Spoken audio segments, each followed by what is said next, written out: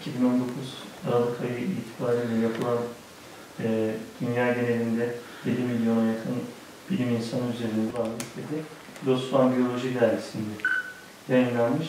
Oradaki yayında daha iyi olur. Sonra iyisiniz.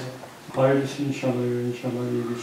Harbiye Çeçen Üniversitesi genç bir üniversite. Dolayısıyla genç üniversite olmamızla beraber inşallah gençlerle beraber çok daha iyi işler başaracağız. Ona inanıyorum. Bildiğiniz gibi Stanford Üniversitesi öncülüğünde Aralık ayı itibariyle, Aralık 2020 tarihi itibariyle dünyada yaklaşık 7 milyondan fazla bilim insanı arasında SCI dediğimiz yayın grubu, atıf ve bu çalışmaların H-index dediğimiz kalitesini gösteren göstergeleri dikkate alınarak bunlar içerisinde dünyada %2'ye giren bilim insanları sıralandı. Bu çok 7 milyondan fazla bilim insanının arasından bu listeye girmek gerçekten önemli bir başarı. Murat Şentürk kardeşimiz, Eczacılık Fakültesinden profesör arkadaşımız, bu listede Ağrı Çeçen Üniversitesi olarak yer alması bizi ziyadesiyle memnun etti. İnşallah bu kardeşlerimizin öncülüğünde oluşturduğumuz gruplarla çok daha iyi noktalara üniversitemizi getireceğiz. Bu yıl biz geçen yıla göre SCI kapsamındaki dergilerde yaptığımız yayınlarda %100'e yakın bir artış gösterdik. İşte bu arkadaşların bu başarıları da bunun bir önemli göstergesi. 7 milyon insan içerisinde 2 farklı liste var. Birinci listede 196 arkadaşımız vardı Türkiye'de. İkinci liste alan bazlı listeydi ve alan bazlı listede Türkiye'den yanılmıyorsam 760 arkadaş yer aldı. Önemli bir husus.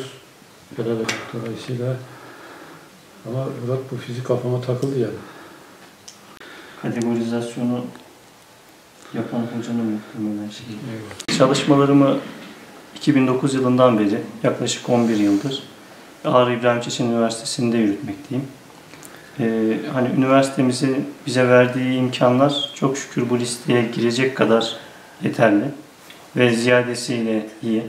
Stanford Üniversitesi tarafından dünyanın en saygın ve belirli bir süre, en az 10 yıllık çalışmaları baz alınarak H-indeksi, yapılan yayın sayısı ve alınan atıf sayısı baz alınarak yapılan bu çalışmada dünyada yaklaşık olarak 7 milyon bilim insanı üzerinde inceleme yapılmış.